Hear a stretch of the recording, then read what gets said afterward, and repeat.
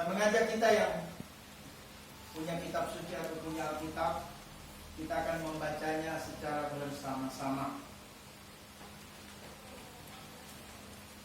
Tunggu yang belum ketemu.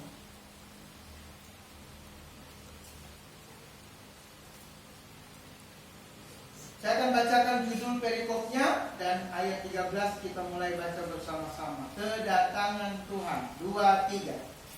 Selanjutnya, kami tidak mau, saudara-saudara, bahwa kamu tidak mengetahui tentang mereka yang meninggal, supaya kamu jangan berduka cita seperti orang lain yang tidak mempunyai pengharapan. Karena kalau kita percaya bahwa Yesus telah mati dan telah bangkit, maka kita percaya juga bahwa mereka yang telah meninggal dalam Yesus akan dikumpulkan Tuhan bersama-sama dengan Dia. Ini kami katakan kepadamu dengan firman Tuhan kita yang hidup, yang masih tinggal sampai kedatangan Tuhan, sekali-kali tidak akan mendahului mereka yang telah meninggal. Sebab pada waktu tanda diberi, yaitu pada waktu penghulu malaikat berseru dan sangkakala Tuhan berbunyi, maka Tuhan sendiri akan turun dari langit, dan mereka yang mati dalam Kristus akan lebih dahulu bangkit. Sesudah itu kita yang hidup, yang masih tinggal, akan diangkat bersama-sama dengan mereka dalam awan menyongsong Tuhan di angkasa. Demikianlah kita akan selama-lamanya bersama-sama dengan Tuhan.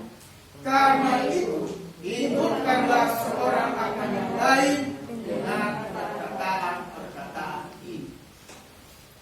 Shalom. Meskipun kita berduka, tetapi kita tidak kehilangan damai sejahtera. Amin.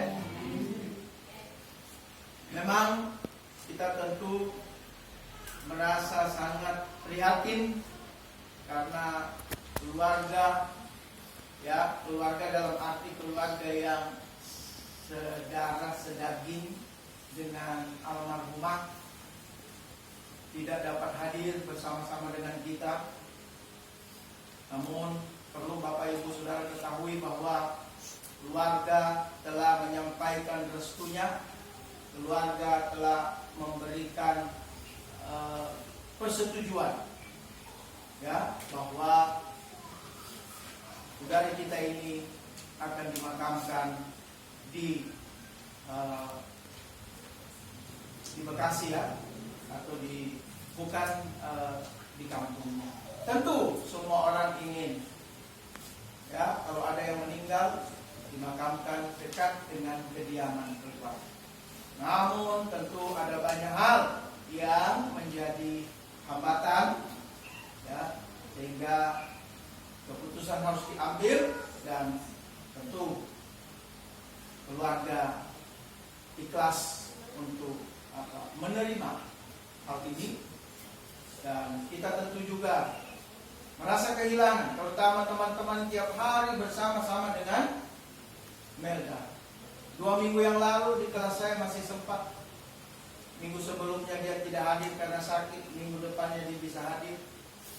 Saya juga sempat memberikan motivasi kepada teman-teman, terutama juga kepada Melda. Namun seperti yang kita tahu, bahwa yang pertama dan terutama kita harus pahami betul bahwa kematian adalah sebuah kepastian. Amin. Kematian adalah sebuah kepastian. Cepat atau lambat siapapun kita akan berjumpa dengan kematian. Jadi bukan masalah siap atau tidak siap. Tidak ada orang yang siap dalam arti yang sebenar-benarnya. Ya. Beberapa hari yang lalu istri saya bukan istri saya sebetulnya, ibunya punya sahabat di gereja, itu suaminya meninggal. Tetapi baru dikabari di hari hanya jam 8 pagi tahu, jam 9 sudah harus diberangkatkan. Jadi baru tahu. Lalu saya bilang mohon maaf kami tidak sempat hadir karena baru tahu beritanya. Lalu anak dari bapak yang meninggal almarhum menjawab begini, ya kami juga minta maaf Mbak, karena papa meninggal mendadak. Memang ada orang mau mati ngasih tahu dulu, besok saya mau meninggal ya, tolong siapin semua. Saya tidak pernah mendengarkan kisah seperti itu. Kalau cerita bahwa setelah orang meninggal lalu keluarganya bilang, oh iya saya merasa berarti beberapa hari yang lalu itu ada firasat begini-begini. Ya itu pada umumnya diceritakan setelah kejadian. Ketika mereka sakit semua optimis, semua percaya bahwa kuasa Tuhan sanggup menyembuhkan dia. Amin. Saya pun menulis di grup dosen oleh kuasa Roh Kudus di dalam nama Yesus. Merda pasti sembuh. Ya. Tidak ada yang berkata, ya udah nggak apa-apa dia meninggal aja.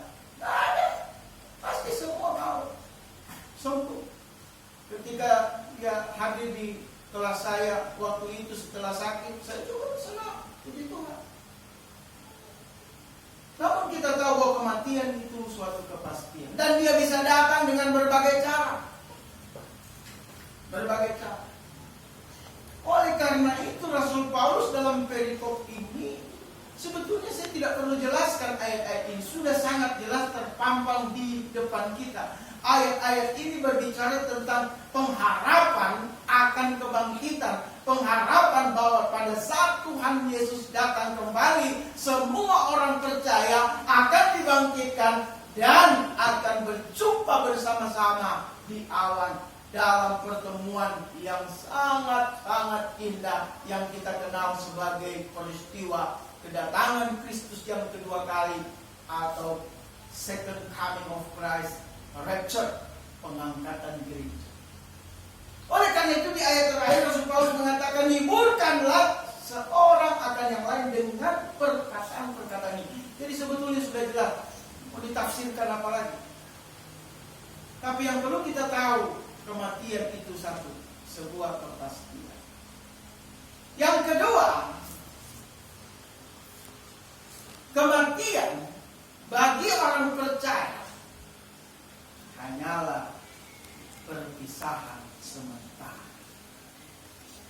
Amin, saudara-saudara. Amin. Kita dengan Melda dan dengan kekasih-kekasih, saudara-saudara kita yang mungkin telah meninggal terlebih dahulu.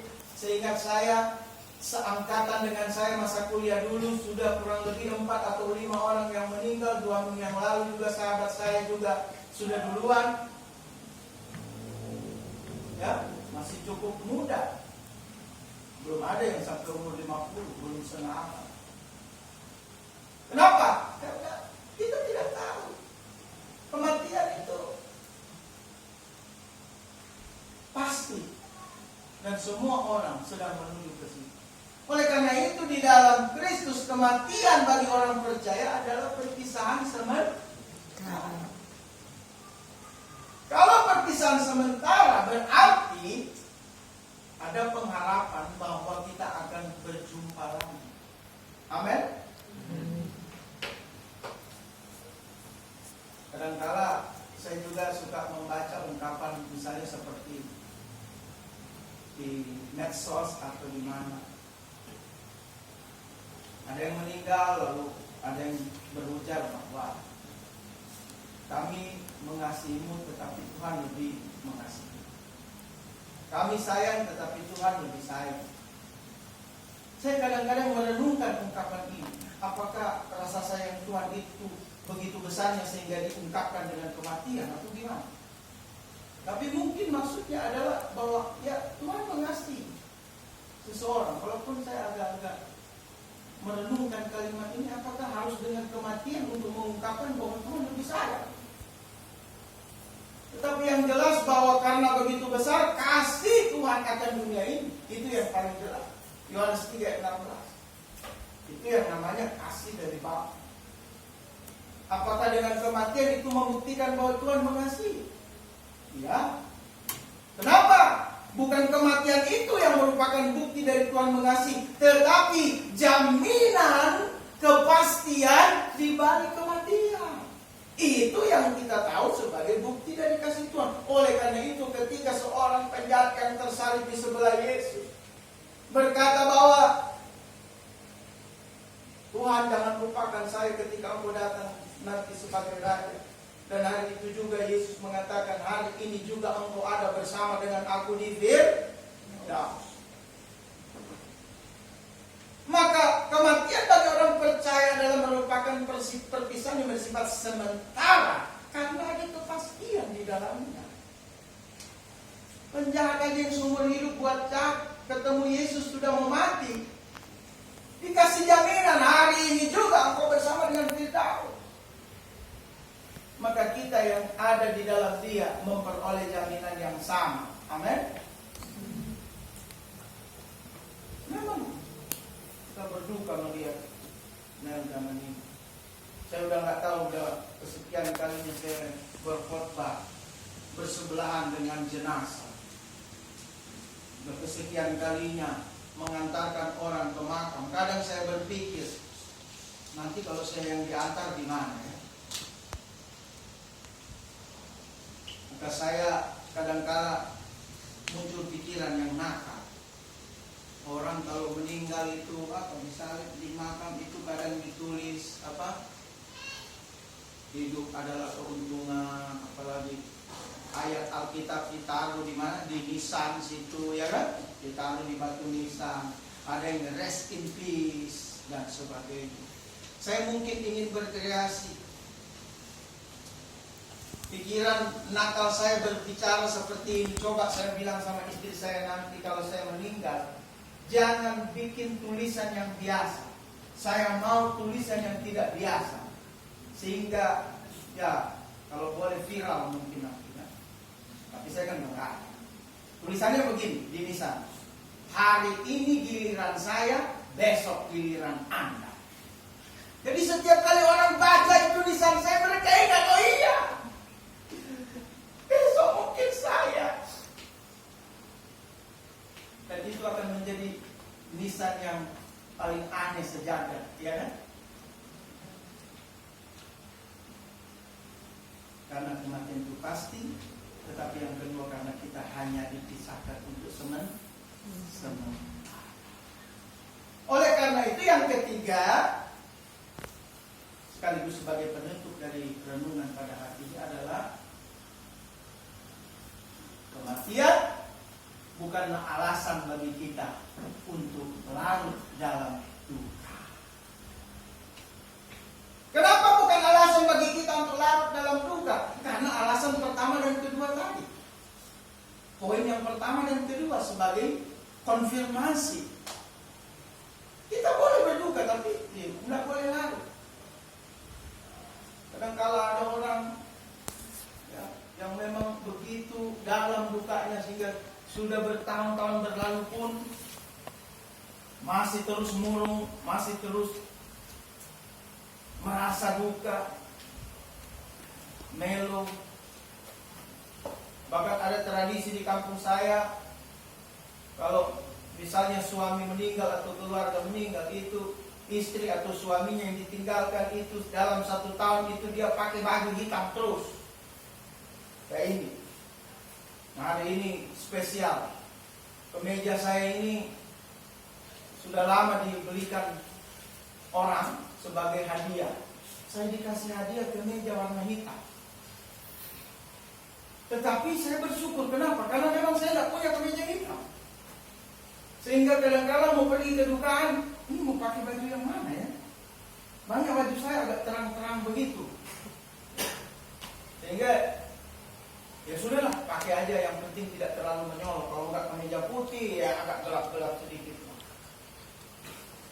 Jadi ini belum keluar dari plastik. Hari ini baru keluar dari plastik. Oleh karena itu, bagi kita sebagai orang-orang percaya, kembali lagi kepada poin yang ketiga, kita tidak tinggal dalam duka yang berlarut-larut atau dalam kesedihan yang berlarut-larut. Kenapa? Karena tadi ada pengharapan. Karena kematian itu hanya sementara. Perpisahan yang bersifat sementara. Bisa kita tambahkan seperti ini, bahwa justru Melda sudah jauh lebih nikmat dari kita. Amin, saudaraku. Dia sudah sembuh total. Kenapa? Karena dia sudah ada bersama dengan Kristus. Paulus berseru kepada jemaat di Filipi bahwa bagiku hidup adalah Kristus, mati adalah keuntungan. Tetapi jika aku hidup untuk memberi buah. Dan kalau aku mati, aku pergi kepada Kristus. Jadi justru bagi kita, teman-temannya, ya, para mahasiswa-mahasiswi STT Vidas Kalos, ingat, engkau diberi kesempatan oleh Tuhan untuk berbuah. Amin. Maka jalani pendidikanmu di tempat ini dengan penuh semangat, bahwa kalau engkau diberikan kesempatan hidup, itu hidup untuk berbuah. Melda sudah ada di dalam kenikmatan bersama Kristus. Dia sudah senang bersama Kristus di sorga. Amin. Jadi dia sudah senang. Malah saudara yang berduka terus atau yang murung terus, ya hari ini berduka boleh, ya, tetapi tidak menjadi sesuatu yang berlarut-larut, karena kita tahu dia sudah ada di tempat yang paling nikmat. Teman saya Domingus Kenjang, waktu dia meninggal untuk sementara ketemu Tuhan, disuruh pulang dia sudah nggak mau. Tuhan, saya tidak mau lagi pulang, saya lebih senang di sini. Di sini indah, penuh sukacita, damai sejahtera. Tetapi karena belum waktunya, Tuhan suruh dia pulang. Dan hari ini dia masih hidup. Jadi kalau yang diberi kesempatan hidup seperti kita ini, kita hidup untuk berbuah bagi kerajaan surga. Kita hidup untuk menjadi berkat bagi sesama. Amin. Menjadi terang dan garam dunia, membawa jiwa-jiwa kepada Kristus. Ingat bahwa kita tidak tahu kapan kita mati, kita juga tidak tahu kapan Yesus datang. Tetapi yang jelas kita tahu kedatangannya semakin dekat. Amin. Maka melalui perenungan ini justru mengingatkan kita bahwa kita ada karena diberikan kesempatan oleh Tuhan supaya kita dapat berbuah bagi kerajaan surga. Untuk Melda, dia sudah ada tempat. Yohanes 14 ayat 6 sudah menjamin, tidak seorang pun sampai kepada Bapa kalau tidak melalui aku, kata Yesus. Yohanes pasal 14 ayat 1 sampai 3 sudah memberikan kepastian, di rumah Bapakku banyak tempat tinggal. Aku pergi ke sana untuk menyediakan tempat bagi kamu, supaya di mana aku berada, kamu pun berada. Amin. Tuhan Yesus memberkati kita. Mari kita berdoa. Bapa Surgawi, kami sungguh bersyukur melalui pembacaan kitab suci ini. Kami dihiburkan, kami dikuatkan, dan bahkan pengharapan kami kembali diperbaharui bahwa di dalam Kristus, meskipun kematian itu adalah kepastian, tetapi kematian itu bukanlah momok yang menakutkan. Karena kematian hanyalah merupakan perpisahan yang bersifat sementara. Pada akhirnya kami akan dipertemukan dalam suatu pesta besar, perjamuan kawin anak domba. Oleh karena itu, kami tidak akan tinggal dalam duka yang berlarut dan besar, tetapi kami boleh saja berduka untuk sesaat lamanya. Namun kami percaya dengan penuh syukur dan penuh sukacita bahwa Melda sudah ada dalam tempat yang sungguh indah, yang sungguh menyenangkan, yang sungguh nikmat. Di sana dia tidak merasakan sakit. Di sana dia tidak harus menangis karena kesakitan. Di sana bahkan dia tidak perlu makan, tidak perlu minum untuk hidup, karena dia ada bersama dengan Kristus.